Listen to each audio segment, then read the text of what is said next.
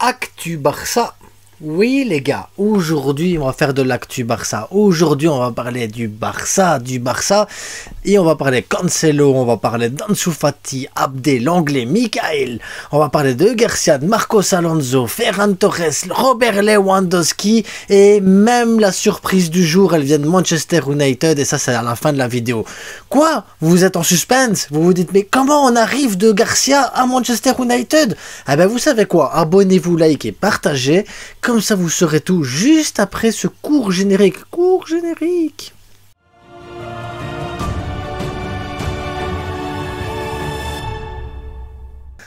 Ah, ça fait du bien, un peu d'actu, un peu, voilà, parce qu'aujourd'hui, voilà, le Barça, je pense que c'est le seul club au monde qui peut y avoir de l'actu tous les jours, qui peut y avoir des suspens tous les jours, de la surprise tous les jours, parce que le Barça, c'est comme les Feux de l'amour, c'est comme toutes les séries, là, AB Productions, là, Premier baiser, Hélène et les garçons, quand t'as fini un épisode, il se passe toujours quelque chose de bizarre, tout le temps. Et ça, c'est le Barça, les gars. Parce que tu te dis, le mercato, il termine dans 3 jours. Mais là, maintenant, il y a tout le monde qui veut partir. Tout le monde qui veut arriver. Tout le monde qui... C'est un carnage. C'est un carnage, le Barça. C'est un carnage.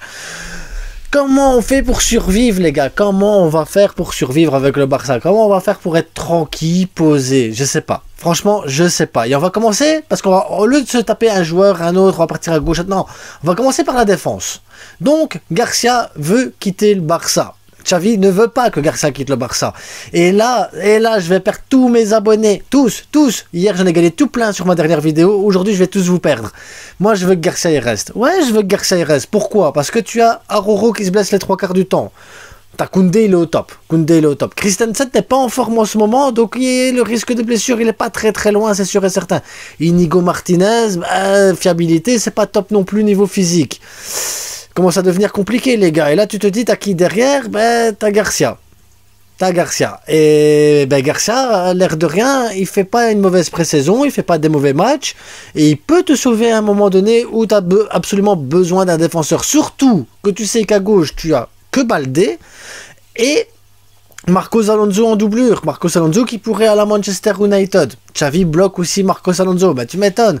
Si Garcia il part en prêt à Girone, parce que ce serait un prêt dans ces cas-là et pas une vente. Parce que ouais, il faut pas perdre Garcia. L'air de rien, il a un beau potentiel. Donc je comprends, moi, que ce soit en prêt. Mais à côté de ça, t'as Marcos Alonso qui doit aller à Manchester United. Là, Garcia, il doit rester. Donc t'auras forcément un des deux qui va partir. Ou Marcos Alonso ou Garcia.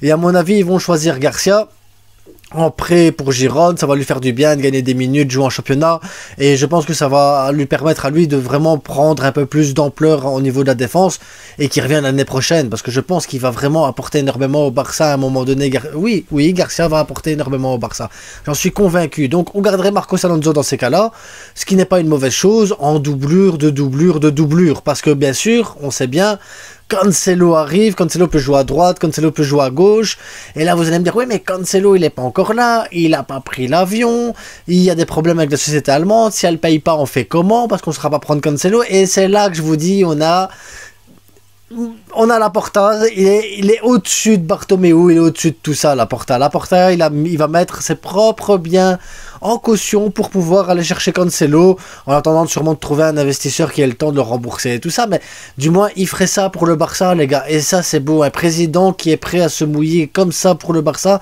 ça fait du bien, ça fait plaisir. Donc c'est à dire Cancelo, vous inquiétez pas, il va arriver, et comme Garcia il partirait dans ces cas-là, ça veut dire qu'on a une place dans l'axe pour les cas de blessure et tout ça, et on a Michael qui est de retour aussi à l'entraînement, donc une bonne nouvelle, Michael Faye qui revient à l'entraînement, et donc il pourra avoir gratté quelques minutes avec l'équipe A. Garcia qui rend prêt à Girone, c'est une bonne chose pour lui parce qu'il va prendre des minutes et il va jouer énormément. Girone est même prêt à vendre un de leurs joueurs pour pouvoir faire venir Garcia en prêt.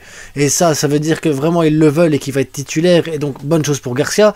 Marcos Alonso, c'est la doublure de la doublure, donc on va pas s'inquiéter, mais dans la rotation, dans les petits matchs, il peut faire du bien aussi. Oui, je sais, il peut éventuellement faire du bien. Et on va utiliser le conditionnel pour tout ça. Et à côté de ça, on a Clément Lenglet qui devrait partir. C'était parti pour Séville, parce que Séville ne s'est payé que 30% de son salaire, parce que n'oublions pas que Lenglet a signé une semaine avant le départ de Bartomeu un contrat de fou malade, c'est le joueur le mieux payé du Barça. Et il veut pas partir, il veut pas résilier son contrat, il veut rien faire. Mais à côté de ça, on a de la chance, on a Aston Villa qui normalement pourrait le prendre et payer son salaire. Donc voilà, l'anglais, ça devrait être dégagé normalement pour la fin du mercato. Maintenant, pourquoi tout en dernière minute? Garça qui devrait partir en dernière minute, Marcos Alonso qui a des offres en dernière minute, Michael qui trouve ses papiers en dernière minute, l'anglais qui trouve un point de chute en dernière minute, Cancelo qui arrive en dernière minute. Et on peut pas être tranquille, les gars. C'est impossible. Le Barça, tu peux pas être tranquille. Et c'est pas tout. Maintenant, on va passer au milieu de terrain. Et là, c'est vachement plus simple parce que au milieu de terrain, ben, on a Fermín Lopez qui prolonge jusqu'en 2028. Excellente nouvelle pour le Barça, excellente nouvelle pour le joueur. Fermín Lopez pour moi est un excellent joueur avec énormément de marge de progression. Donc franchement, je suis super content pour lui. Maintenant, on va passer à l'attaque, les gars. L'attaque, les gars, voilà ce que je vous ai dit, l'attaque. Donc, on n'est pas tranquille parce que Abdé veut partir du Barça. Et je comprends qu'il va y partir du Barça. Alors, s'il doit quitter le Barça, ça sera entre 15 et 20 millions, et je comprends parfaitement, et je ne m'y opposerai pas de mon côté en disant, oui, mais il faut le garder parce qu'il a un profil intéressant. Ça serait moi, je le garderais. Clairement, je le garderais, et à la place de un ou deux autres joueurs, je garderais Abdé, parce que voilà, il a un profil hyper intéressant, j'aime vraiment Abdé. Mais à côté de ça, je peux comprendre que le joueur veuille plus de minutes de jeu. Quand tu sais que tu joues avec des fois 4 milieux, des fois avec seulement 3 attaquants, c'est pas tout le temps la même chose. Et quand tu vois le nombre d'attaquants qu'on a au Barça, c'est compliqué. Tu as Ansu Fati qui est là, qui a le numéro 10, qui veut pas lâcher, qui a envie de se battre et tout ça. Mais il va falloir qu'il change sa mentalité Ansu Fati s'il veut vraiment y aller, parce que voilà, il y a un problème de mentalité du côté d'Ansu Fati. Est-ce que c'est le père qui pousse à ce qu'Ansu Fati soit comme ça? Est-ce qu'Ansu Fati se croit plus beau que ce qu'il n'est? Je ne sais pas, mais en tout cas, il faut qu'il travaille, et il faut qu'il travaille dur pour pouvoir avoir sa place, parce qu'à côté de ça, tu as aussi Rafinha qui est là, Rafinha qui a une offre aussi de Chelsea, ouais, j'en reviens aussi, parce que c'est pas fini. Rafinha a une offre de Chelsea, une offre d'Arabie Saoudite. Rafinha pourrait éventuellement partir, moi j'y crois pas. Je crois pas que Rafinha va partir, parce que voilà, Deco l'a fait venir, ça fait qu'un an qu'il est là. L'air de rien, il a fait une bonne première saison. Et derrière, il a une concurrence qui s'appelle Lamine Yamal. Lamine Yamal qui est également un concurrent pour Abdé. Donc cohérent pour Abdé aussi d'avoir du mal. Il se dit, un gamin de 16 ans déjà va concurrencer Rafinha. Mais en plus de ça, il fait des super matchs. Et il est titulaire. À côté de moi, je ne suis pas titulaire. Donc voilà, je peux comprendre la frustration d'Abdé sur ce côté-là. Mais Lamine Yamal, je suis désolé. Mature et tout ça, je m'en fous de l'âge au final. Si on met l'âge de côté, Lamine Yamal a tout pour être un titulaire au Barça. Rafinha a tout pour être un titulaire au Barça également. Donc voilà, les deux vont se pousser l'un vers l'autre à essayer de progresser et à apporter le meilleur. Donc pour moi, on est sur une concurrence saine qui peut apporter beaucoup de choses. Donc j'y crois pas au Rafinha qui part à Chelsea, ou Rafinha qui part en Arabie Saoudite, ou je ne sais pas où. Pour moi, Rafinha va rester. Et à côté de ça, oui, tu as Robert Lewandowski, mais tu as aussi Victor Roque qui arrive en janvier. Donc ce qui fait que tu as 6 joueurs quand même pour 2 postes les 3 quarts du temps, 3 postes une fois de temps en temps. Et oui, il y a un joueur de trop, et pour moi, Abdé est peut-être le joueur de trop. Surtout si on prend en plus en compte l'arrivée de João Félix, les gars, Abdé va devoir partir. Et si Abdé est peut-être un autre joueur. Maintenant, dans les 6, qui doit partir? Fati, Ferran, Lewandowski, Rafinha, Lamine Yamal, Victor Roque. Qui doit partir, les gars? Si tu veux faire venir Félix en plus, qui doit partir? Ben ça, je vais me poser une question. Ça, c'est une question que je vous pose là maintenant, mais je vais mettre un sondage après la vidéo là sur YouTube où je vous laisserai voter et on en parlera justement en fin de mercato. Qui aurait dû partir? Qui aurait dû laisser sa place? Petite vidéo spéciale à ce moment-là. En parlant des attaquants, parce qu'en plus, oui, voilà, les gens qui doivent partir, ceux qui vont me dire, oui, Ferran, il doit partir, absolument, Ferran, il doit partir. Ferran, avant le match contre Villarreal, dans le vestiaire, il a dit à tout le monde, moi, les gars, vous me mettez sur le terrain, il me faut que 5 minutes pour marquer un but. Il est monté sur le terrain, il lui a fallu que 5 minutes pour marquer un but. Ferran Torres est dans une confiance, les gars, c'est exceptionnel, exceptionnel. D'ailleurs, j'ai regardé la vidéo de Café là qui faisait le débrief et tout ça, les questions-réponses, et il a marqué un truc important, c'est que Ferran Torres à un moment donné il aurait pu aller tout seul et marquer un but, et il a préféré aller faire une passe à Ansu Fati pendant le match. Ça montre son niveau de confiance, ça veut dire qu'il n'a pas besoin de prouver qu'il doit aller marquer absolument le but ou mettre un doublé. Non, Ferran Torres sait qu'actuellement c'est le meilleur avec Lamine Yamal en attaque, clairement. Donc son niveau de confiance il est là. Donc ceux qui vont voter Ferran doit partir, vous faites une grosse erreur, les gars. Tous, vous faites une grosse erreur. Je l'annonce déjà maintenant. Ah, en parlant de confiance, Robert Lewandowski explique.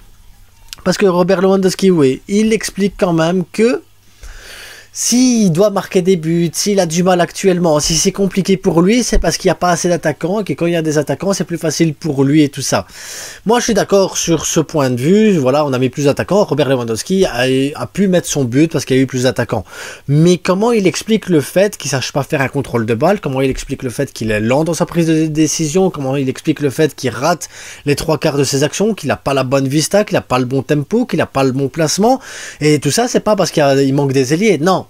Le contrôle de balle, la vista, l'œil, la confiance en soi pour aller marquer un but, tout ça, ça n'a rien à voir avec les 3 attaquants. Tout ça, c'est dans la tête, c'est psychologique. Donc, se trouver des fausses excuses à 35 ans, je trouve ça petit quand même de la part de Robert Lewandowski. Maintenant, quand il a la balle, un bon contrôle de balle, une touche, une passe, un tir, une frappe, tout ça, normalement, t'as pas besoin d'avoir 36 attaquants à côté de toi. Parce que les occasions, il les a. Les ballons, il les a. Les touchés, il les a. Et donc, trouver l'excuse qu'il manque des ailiers pour lui mettre des buts, c'est très clairement bidon pour moi. C'est une excuse totalement bidon. Et je vais pas le tomber dessus comme ça pour gratuitement, hein, mais il doit se remettre en question quand même un petit peu, Robert Lewandowski, surtout qu'en janvier Victor Roque il arrive, et j'espère que Victor Roque va lui mettre une pression, que Xavi va se dire ok c'est bon, Roque titulaire un petit peu de temps en temps, si Roque fait des bons matchs évidemment, hein, mais si Robert Lewandowski ne se reprend pas, pour moi il doit arrêter d'être titulaire et il faut le remettre sur le banc pour qu'il se remette en question, parce que faire une interview où tu dis c'est parce qu'il n'y a pas assez d'ailiers et c'est pour ça que j'ai du mal, non. Tu sais pas faire un contrôle de balle parce que tu sais pas faire un contrôle de balle. C'est tout. Ça n'a rien à voir avec des ailiers. C'est parce que tu es mauvais. Point. Maintenant, peut-être que j'exagère, hein, mettez-le moi en commentaire, mais pour moi c'est juste ça. Il est mauvais. Et donc on arrive à l'info du jour. Mais avant l'info du jour, les gars, abonnez-vous, likez, partagez, c'est hyper important. Et oui, Manchester United. Harry Maguire va rester à Manchester United. Et ça, c'était l'info du jour. J'avais besoin de sortir du Barça. J'avais besoin d'une info qui me détende. Voilà. Me dire qu'Harry Maguire, même s'il est plus capitaine, même s'il a été mis sur le banc, il sera encore à Manchester United. Et je suis content pour lui parce que c'était son rêve. Et vous savez quoi? Tout ça, n'oubliez pas, le plus important, c'est que du foot.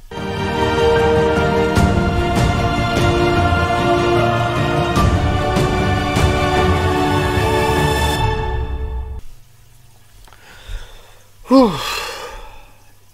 Petite pause là parce que... Tu fais quoi, René? Ouais.